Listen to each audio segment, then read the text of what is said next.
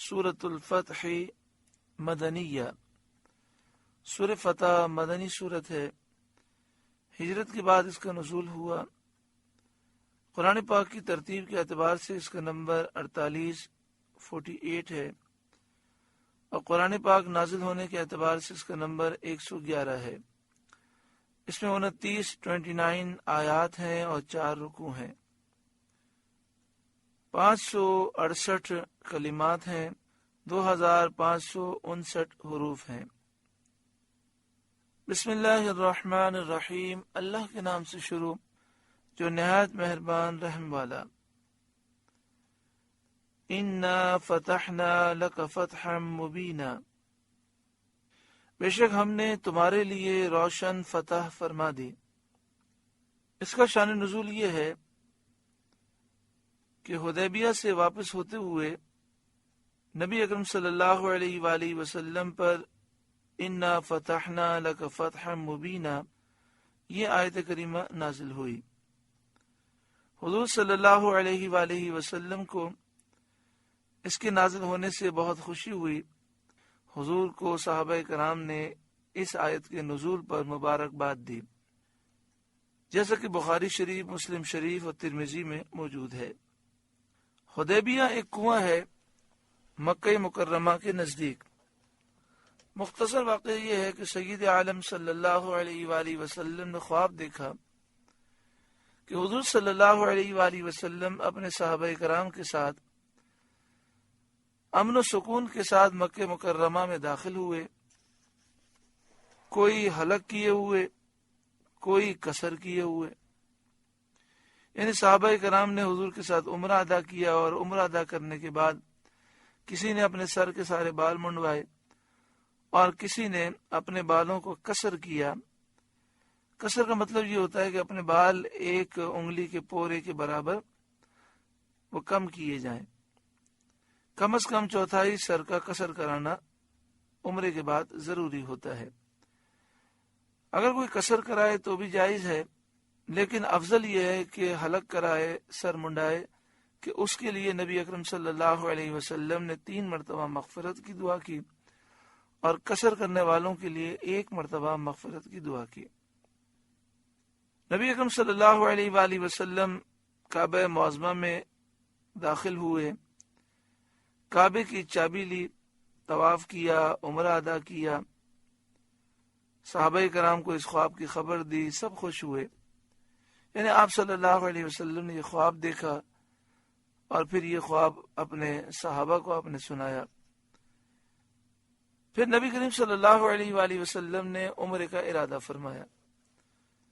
مدینہ منورہ ہجرت کرنے کے بعد یہ واقعہ سن 6 ہجری کا ہے، یعنی مکہ شریف سے مدینہ شریف آنے کے کئی سال کے بعد نبی اکرم صلی اللہ علیہ وآلہ وسلم مکہ شریف جانے کا ارادہ فرماتے ہیں، اور آپ نے عمرے کا قصد فرمایا۔ مکہ شریف جانے کا آپ نے ارادہ فرمایا، عمرے کا قصد فرمایا۔ 1400 صحابہ کرام، 1400 صحابہ کرام کے ساتھ یکم ذی قعدہ مہینے کی 1 تاریخ سن 6 ہجری کو روانہ ہوئے۔ ذوالحلیفہ میں پہنچ کر وہاں مسجد میں 2 رکعتیں پڑھ کر عمرے کا احرام باندھا۔ جب بھی کوئی مدینہ شریف سے مکہ شریف جائے تو اس کے لیے ذوالحلیفہ پر احرام باندھنا یہ بہت بڑی سعادت کی بات ہے، اور یہ میقات ہے۔ یہاں جو مسجد ہے اسے مسجد ذوالحلیفہ بھی کہتے ہیں، اسے ابیار علی بھی کہتے ہیں، اور یہ مسجد ذوالحلیفہ کا مقام مدینہ شریف کے قریب ہے۔ حضور صلی اللہ علیہ وآلہ وسلم کے ساتھ اکثر صحابہ نے بھی ذوالحلیفہ سے احرام باندھا، اور بعض صحابہ کرام نے جحفہ سے احرام باندھا۔ مدینہ شریف سے مکہ شریف جائیں تو ذوالحلیفہ بھی آتا ہے اور جحفہ بھی آتا ہے، تو ذوالحلیفہ بھی احرام باندھ سکتے ہیں اور جحفہ سے بھی باندھ سکتے ہیں۔ راستے میں پانی ختم ہو گیا، اصحاب نے عرض کیا کہ پانی لشکر میں بالکل باقی نہیں سوائے حضور صلی اللہ علیہ وآلہ وسلم کے آفتابے کے، کہ اس میں تھوڑا سا پانی ہے۔ آفتابہ اس جگ کو کہتے ہیں جس میں دستہ ہو، ہینڈل ہو۔ حضور صلی اللہ علیہ وآلہ وسلم نے آفتابے میں دست مبارک ڈالا، تھوڑا سا پانی تھا، آپ نے اس میں اپنا ہاتھ مبارک ڈال دیا تو آپ کی انگلیوں سے چشمے جوش مارنے لگے۔ تمام لشکر نے پیا، وضو کیے۔ حضرت جابر رضی اللہ تعالیٰ عنہ سے پوچھا گیا کہ آپ لوگ کتنے تھے کہ یہ پانی سب کو کافی ہو گیا؟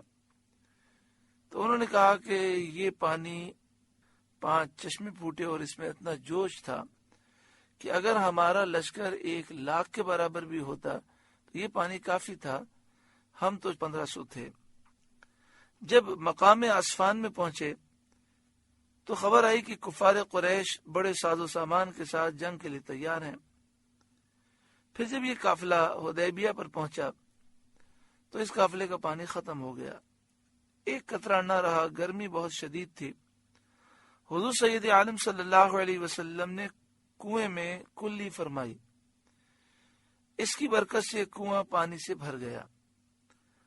حدیبیہ کے مقام پر جہاں مسجد حدیبیہ بنی ہے اس کے قریب ہی ایک کنواں ہے جو میرا خیال ہے کہ 200 یا 300 فٹ گہرائی تک ہے، اور یہ اسی زمانے سے ہے۔ کیا شان ہے محبوب کریم کی کہ آپ نے جب کلی فرمائی تو پانی اتنی گہرائی سے اوپر تک آ گیا۔ سب نے پیا، اونٹوں کو پلایا۔ یہاں کفار قریش کی طرف سے حال معلوم کرنے کے لیے کئی شخص بھیجے گئے۔ قریش کے کافروں نے کئی لوگ بھیجے تاکہ وہ جا کر حالات معلوم کریں۔ سب یہاں دیکھ کر گئے اور جا کر انہوں نے یہی بیان دیا کہ حضور صلی اللہ علیہ وآلہ وسلم عمرے کے لیے تشریف لائے ہیں، جنگ کا ارادہ نہیں۔ لیکن قریش کو یقین نہ آیا۔ اس یقین نہ آنے کی جو ایک بڑی وجہ تھی وہ وجہ یہ تھی کہ کفار قریش کے ذہن میں زمانے جاہلیت سے غلط مسئلہ بیٹھا ہوا تھا کہ ذی قعدہ، ذی الحجہ، محرم میں عمرہ ادا نہیں ہو سکتا۔ یہ لوگ کہتے تھے کہ اگر کوئی حج کرنے بھی آئے تو صرف حج کر کے جائے، عمرے کے لیے الگ سے آئے، اور وہ رجب کو عمرے کا مہینہ تصور کرتے تھے، چونکہ ان کا خیال یہ تھا کہ ذی قعدہ میں عمرہ ہو ہی نہیں سکتا۔ تو انہوں نے خیال کیا کہ نبی اکرم صلی اللہ علیہ وآلہ وسلم اور صحابہ کرام نے عمرے کا لبادہ اوڑا ہے، لیکن پیچھے سے مقصد یہ ہے کہ مکے میں آ کر یہ ہم سے جنگ کریں گے۔ تو سب لوگوں نے جا کر کہا کہ حضور صلی اللہ علیہ وآلہ وسلم کے بارے میں ہم نے تحقیق کر لی ہے، خود یہ کہنے والے وہ تھے جنہیں کفار قریش نے بھیجا تھا، لیکن انہیں ان کی باتوں پر بھی یقین نہ آیا۔ آخرکار انہوں نے عروہ بن مسعود ثقفی کو، جو طائف کے بڑے سردار اور عرب کے نہایت مالدار شخص تھے، بلکہ کہا جاتا ہے کہ طائف کے سب سے بڑے مالدار شخص تھے، تحقیق کے لیے بھیجا۔ انہوں نے آ کر دیکھا کہ حضور صلی اللہ علیہ وآلہ وسلم دستے مبارک دھوتے ہیں تو صحابہ تبرک کے لیے غسالہ شریف پانی مبارک حاصل کرنے کے لیے ٹوٹے پڑتے ہیں اور ایک دوسرے کی طرف وہ بڑھتے ہیں۔ صحابہ کرام کو انہوں نے دیکھا کہ نبی اکرم صلی اللہ علیہ وسلم وضو فرما رہے ہیں یا ہاتھ دھو رہے ہیں، تو انہوں نے دیکھا کہ صحابہ کرام علیہ رضوان وہ پانی کی طرف دوڑ لگاتے ہیں اور پانی کو زمین پہ نہیں گرنے دیتے، اپنے ہاتھوں پہ لیتے ہیں، اور جسے یہ پانی نہیں ملتا وہ دوسرے کے ہاتھ کی تری لے کر اپنے چہرے پر اور اپنے بدن پر ملتا ہے۔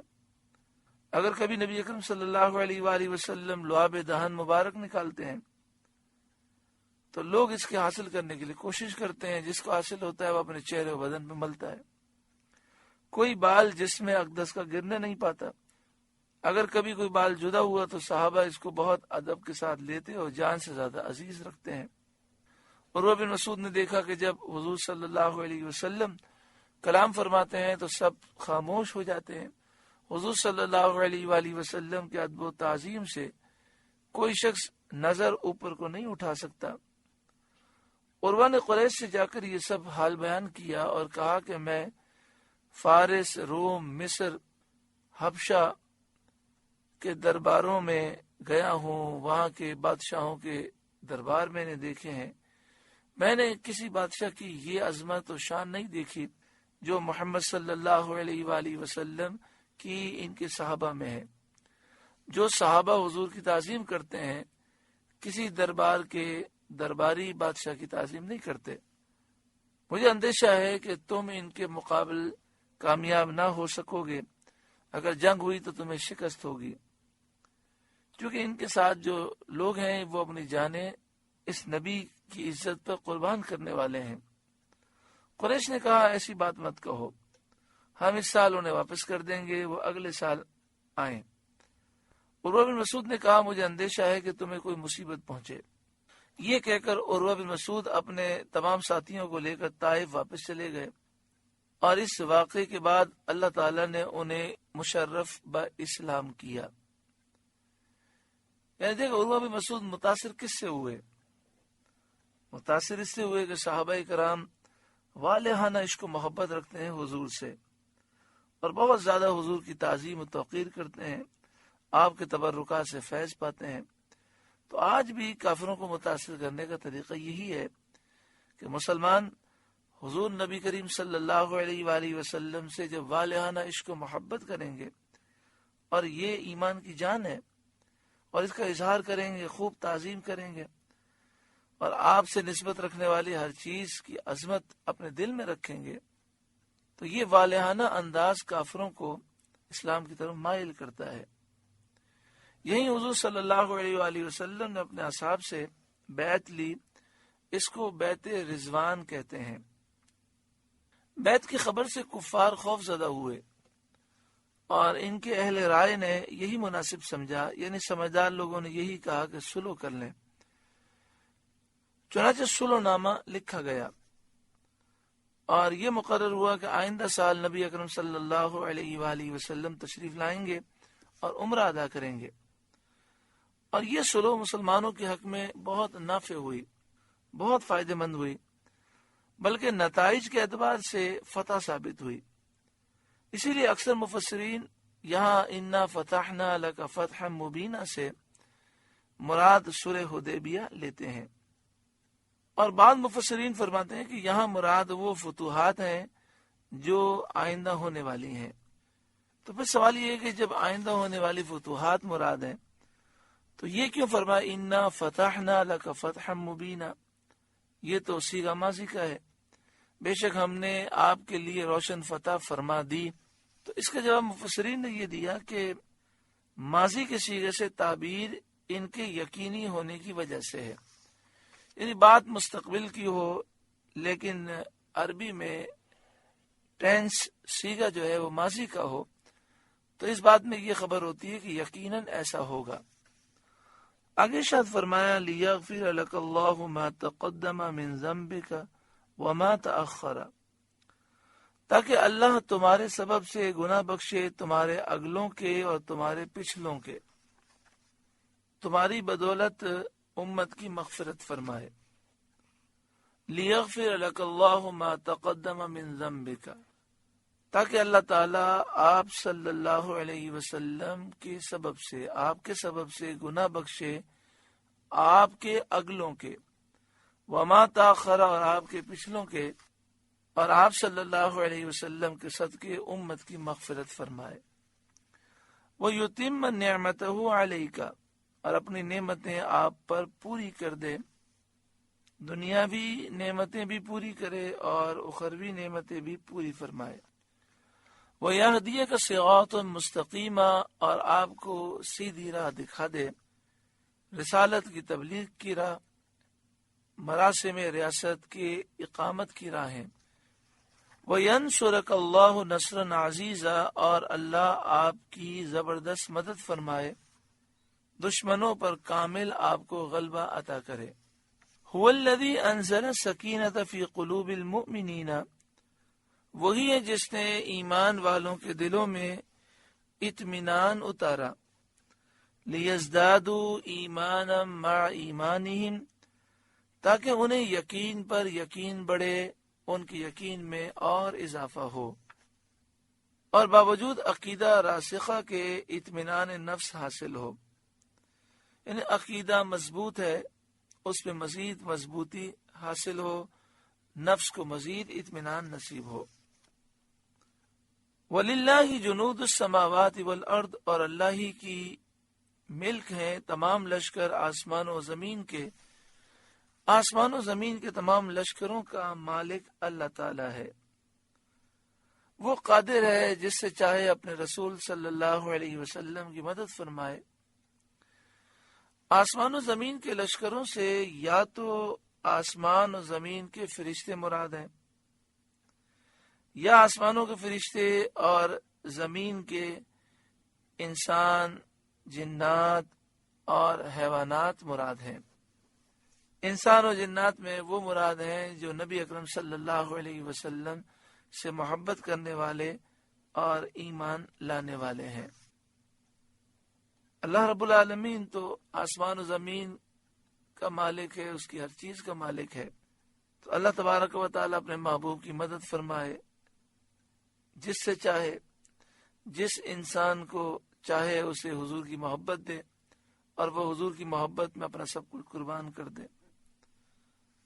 جانوروں نے بھی نبی اکرم صلی اللہ علیہ وسلم سے محبت کی اور ناموس رسالت کے معاملات میں جانوروں نے بھی اپنا آپ حضور کے نام پر قربان کیا۔ وَكَانَ اللَّهُ عَلِيمًا حَكِيمًا، اور اللہ علم و حکمت والا ہے۔ اس سے مومنین کے دلوں کی تسکین اور وعدہ فتح و نصرت اس لیے فرمایا لِيُدْخِلَ الْمُؤْمِنِينَ وَالْمُؤْمِنَاتِ جنات، تاکہ ایمان والے مردوں اور ایمان والی عورتوں کو جنتوں میں لے جائے، تجری من تحتها الانہار، جن کے نیچے نہریں رواں دواں ہیں، خالدین فیہا، ہمیشہ ان میں وہ رہیں گے، وَيُكَفِّرْ عَنْهُمْ سَيِّئَاتِهِمْ، اور ان کی برائیاں ان سے اللہ تعالیٰ اتار دے۔ وَكَانَ ذَلِكَ عِنْدَ اللَّهِ فَوْزًا عَظِيمًا، اور یہ اللہ کے یہاں بڑی کامیابی ہے۔ وَيُعَذِّبَ الْمُنَافِقِينَ وَالْمُنَافِقَاتِ وَالْمُشْرِكِينَ وَالْمُشْرِكَاتِ الظَّانِّينَ بِاللَّهِ ظَنَّ السَّوْءِ، اور عذاب دے منافق مردوں اور منافق عورتوں اور مشرک مردوں اور مشرک عورتوں کو جو اللہ پر برا گمان رکھتے ہیں۔ ظن السوء، برا گمان، وہ یہ گمان رکھتے ہیں کہ اللہ تعالیٰ اپنے رسول سید عالم صلی اللہ علیہ وسلم اور ان پر ایمان لانے والوں کی مدد نہ فرمائے گا۔ تو جو لوگ یہ برا گمان رکھتے ہیں اللہ تعالیٰ نے چاہا کہ انہیں عذاب دے۔ علیہم دائرۃ السوء، انہی پر ہے بری گردش، عذاب اور ہلاک کی بری گردش انہی پر ہے۔ وغضب اللہ علیہم، اور اللہ نے ان پر غضب فرمایا، وَلَعَنَهُمْ، اور انہیں لعنت کی، وَأَعَدَّ لَهُمْ جہنم، اور ان کے لیے جہنم تیار فرمایا، وَسَاءَتْ مَصِيرًا، اور وہ کیا ہی برا انجام ہے۔ وَلِلَّهِ جُنُودُ السَّمَاوَاتِ وَالْأَرْضِ، اور اللہ ہی کی ملک ہیں آسمان و زمین کے سب لشکر۔ وَكَانَ اللَّهُ عَزِيزًا حَكِيمًا، اور اللہ عزت و حکمت والا ہے۔ اِنَّا أَرْسَلْنَاكَ شَاهِدًا، بے شک ہم نے آپ کو بھیجا حاضر ناظر، وَمُبَشِّرًا وَنَذِيرًا، اور خوشی اور ڈر سناتا۔ شاہدن کے ایک معنی ہوتے ہیں گواہ۔ اعلیٰ حضرت امام اہل سنت نے یہاں ترجمہ کیا حاضر ناظر، یعنی اپنی امت کے اعمال اور احوال کا حاضر ناظر، تاکہ روز قیامت ان کی گواہی آپ دیں۔ گواہ وہ ہوتا ہے کہ جو حاضر بھی ہو اور دیکھ بھی رہا ہو۔ تو نبی اکرم صلی اللہ علیہ وآلہ وسلم کی بارگاہ میں پوری امت کے اعمال حاضر ہیں، حضور دیکھتے ہیں اور گواہی دیں گے۔ وَمُبَشِّرًا وَنَذِيرًا، اور خوشی اور ڈر سناتا، یعنی جو مومنین ہیں ان کو آپ جنت کی خوشی سناتے ہیں، خوشخبری سناتے ہیں، اور نافرمانوں کو جہنم کے عذاب کا ڈر سناتے ہیں۔ لِتُؤْمِنُوا بِاللَّهِ وَرَسُولِهِ، تاکہ اے لوگوں تم اللہ اور اس کے رسول پر ایمان لاؤ، وَتُعَزِّرُوهُ وَتُوَقِّرُوهُ، اور رسول کی تعظیم و توقیر کرو، وَتُسَبِّحُوهُ بُكْرَةً وَأَصِيلًا، اور صبح و شام اللہ کی پاکی بیان کرو۔ پہلے ایمان کا ذکر ہے، آخر میں عبادت کا ذکر ہے، اور درمیان میں نبی اکرم صلی اللہ علیہ وسلم کی تعظیم و توقیر کا ذکر ہے۔ یہاں پر تعظیم و توقیر کا کوئی طریقہ نہیں بیان کیا گیا، تو مفسرین نے فرمایا کہ اس سے مراد یہ ہے کہ جس تعظیم و توقیر سے نبی کریم صلی اللہ علیہ وسلم نے منع کیا ہے، مثلا آپ نے اللہ کے سوا کسی کو سجدہ کرنے سے منع کیا، تو حضور کی بارگاہ میں سجدہ تعظیمی نہیں ہو سکتا، حضور کی بارگاہ میں رکوع تعظیمی نہیں ہو سکتا۔ نبی اکرم صلی اللہ علیہ وآلہ وسلم اللہ کے بندے ہیں، رسول ہیں، خدا نہیں، الہ نہیں، معبود نہیں۔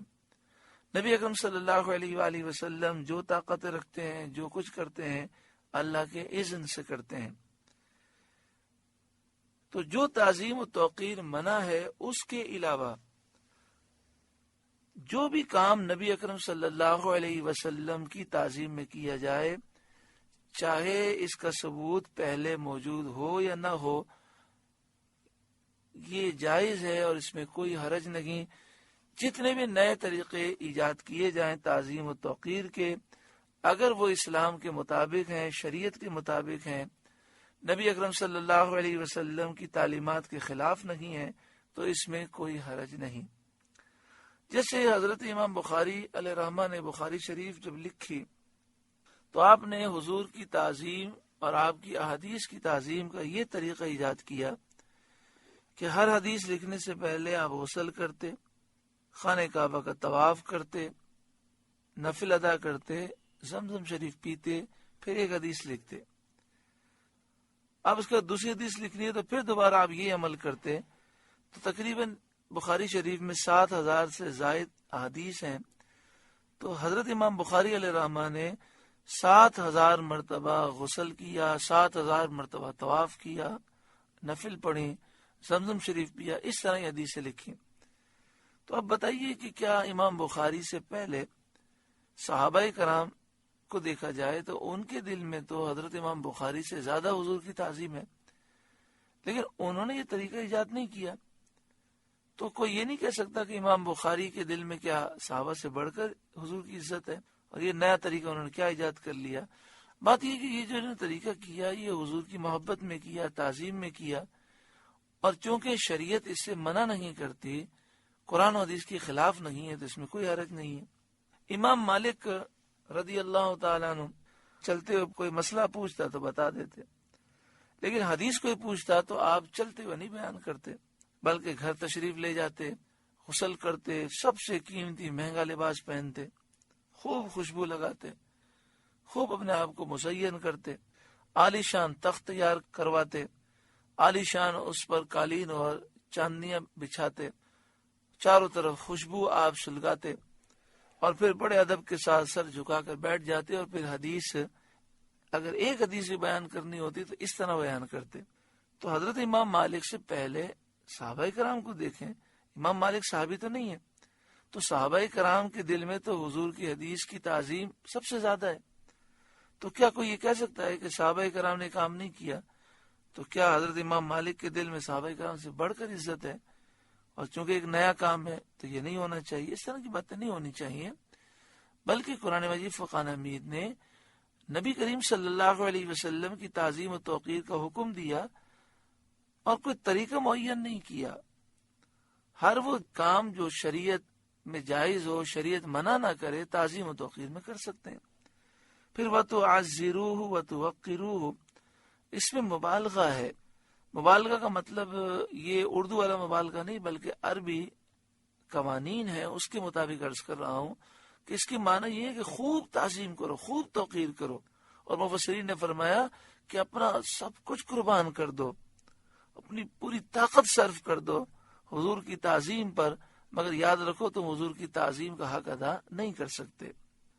پھر آگے عبادت کا ذکر ہے، پہلے تعظیم، تو تعظیم توقیر دل میں ہوگی، تعظیم کریں گے، ادب ہوگا تو انشاءاللہ عبادتیں بھی قبول ہوں گی۔ وَتُسَبِّحُوهُ بُكْرَةً وَأَصِيلًا، اور صبح و شام اللہ کی پاکی بیان کرو۔ صبح اللہ کی پاکی بیان کرو یعنی فجر کی نماز ادا کرو، شام کو اللہ کی پاکی بیان کرو یعنی ظہر، عصر، مغرب، عشاء نمازیں ادا کرو۔ ان الذین یبایعونک، وہ جو آپ کی بیعت کرتے ہیں، انما یبایعون اللہ، وہ تو اللہ ہی سے بیعت کرتے ہیں۔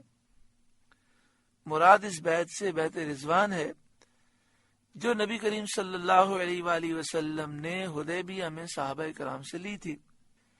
کیونکہ رسول کریم صلی اللہ علیہ وسلم سے بیعت کرنا اللہ تعالی ہی سے بیعت کرنا ہے، اس لیے فرمایا کہ جو آپ سے بیعت کرتے ہیں وہ در حقیقت اللہ سے بیعت کرتے ہیں۔ جیسے رسول صلی اللہ علیہ وآلہ وسلم کی اطاعت اللہ تعالی کی اطاعت ہے، حضور کا ادب اللہ کا ادب ہے، حضور کی بیعت بھی اللہ کی بیعت بھی ہے، حضور کا ذکر یہ اللہ کا ذکر ہے، حضور کی تعریف یہ اللہ کی تعریف ہے۔ ید اللہ فوق ایدیہم، ان کے ہاتھوں پر اللہ کا ہاتھ ہے۔ جن ہاتھوں کے ذریعے انہوں نے نبی اکرم صلی اللہ علیہ وآلہ وسلم کے ہاتھ پر بیعت کی، جن سے انہوں نے سید عالم صلی اللہ علیہ وسلم کی بیعت کا شرف حاصل کیا، ان کے ہاتھوں پر اللہ کا ہاتھ ہے، اللہ کی رحمت ہے، اس کا کرم ہے۔